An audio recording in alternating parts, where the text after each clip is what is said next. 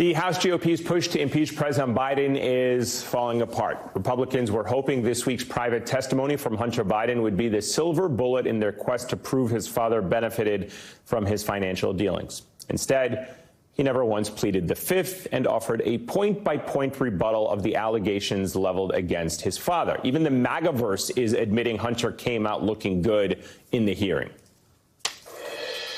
When the transcript comes out, it's going to read well for him because they did a great job prepping for a read.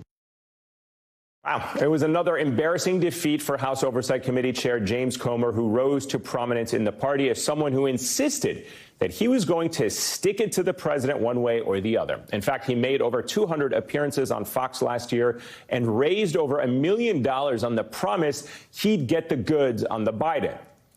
But a year later, Comer has nothing to show for it. No silver bullet, no star witnesses, nothing. And you'll remember the GOP's witness, former FBI informant Alexander Smirnov. Well, he is currently in jail for falsely claiming Biden and his son Hunter took bribes. The very same lie that Republicans built their entire case on. Democratic Congressman Raja Krishnamurthy of Illinois sits on the House Oversight Committee. He joins me now. He has had to endure a lot of this from just being on that committee. I hope you get hazard pay, Congressman. I don't know if you get hazard pay in Congress, but I certainly hope you get hazard pay for having to put up with all of this over the last 2 years or so. How badly did this backfire on Republicans, sir? It didn't go well. And actually, during the deposition, it was clear that Hunter Biden was prepared. He came off as credible. I think his, probably his strongest moments were when he, quite frankly, acknowledged his own flaws as an individual. And we all know about those. But he was very strong in explaining himself. And I thought that there was not one shred of evidence that was revealed implicating his father. And that's really what this is all about. It's going after President Biden. And yet, once again, they failed. And as you mentioned, the quote unquote star witness, the key Republican source behind an affidavit claiming that President Biden had received bribes was himself perjuring himself on an affidavit. And he was indicted criminally by the FBI for lying to them. Interestingly enough, Comer went on Fox after the hearing saying it was very damaging for Hunter Biden. No surprise that he was going to say that. But interestingly, and this is according to your colleague, Congressman Eric Swalwell, Comer actually left early, didn't even ask any questions. How would he know it was damaging if he wasn't even there for most of it? Maybe he read the transcript after the fact. I don't know. I'm not really sure how he could ascertain that. But I don't blame him for leaving. It was boring. It didn't reveal anything. And it was particularly rich when Matt Gaetz starts questioning Hunter Biden about his illegal drug use. It's just a waste of time. And as you know, this is in stark contrast to the work that the GOP should be doing, which is passing a budget to fund the government.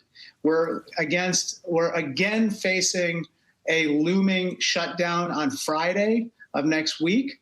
And so instead of doing the hard work of funding the government or funding aid to Ukraine and other big priorities, they're wasting time on this impeachment. What is the point of continuing this? What do they have to gain? He wants to keep holding public hearings despite the fact that this case has completely melted away. I don't know. I think that every time they do any kind of hearing or any kind of, event, it seems to backfire. It seems to just, as Tommy Lauren, the Fox News contributor, said the other day, it keeps falling flat, and they need to stop.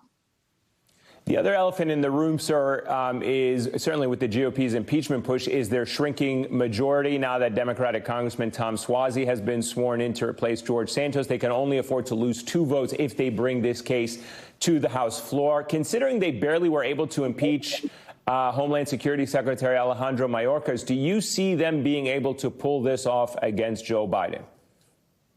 I don't think so. And I know a bunch of my colleagues on the other side privately tell me that this is a big waste of time. Obviously, Ken Buck and others have publicly said this is a big waste of time.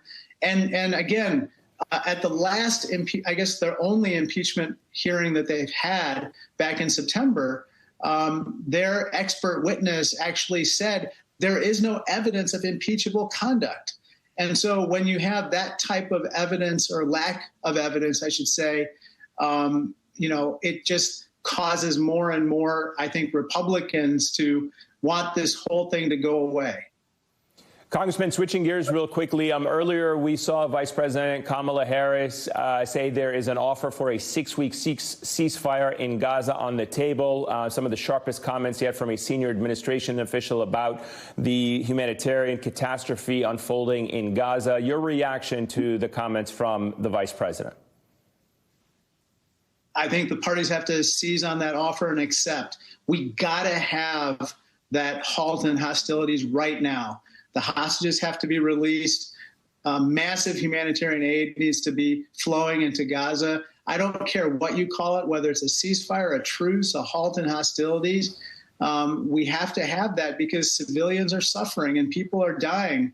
I'm glad that the Biden administration is now airdropping food aid, but that's not going to be enough. You need to have aid flowing through trucks, which can take a lot more in than airdrops. Finally, I'll just say, I've been helping to lead, along with a couple others, the notion that the two-state solution must be simultaneously negotiated, even at the same time that we're talking about this pause in hostilities or this end to hostilities, wide-scale hostilities. Because if there's no light at the end of the tunnel, we're just going to keep going through this endless cycle of violence, and we can't afford that anymore. Well, let me ask you about that since you brought it up, but how does that work when you have a prime minister of Israel who is boasting and saying there will be no Palestinian state so long as he remains in office? He boasts about it, and members of his own cabinet right now, some of the more extreme ones, deny the existence of a Palestinian state and certainly don't want to see the creation of a Palestinian state. On one hand, you have that. And on the other hand, you have an American administration that is not willing to use any of its leverage, not only to deal with the crises on the ground with trying to get more aid into Gaza, but actually to try to get the Israeli government to recommit to previous agreements and to a two-state solution. Look, I'm deeply distressed about Bibi Netanyahu's leadership is probably an understatement. But for that matter, Hamas is not willing to acknowledge a two-state solution.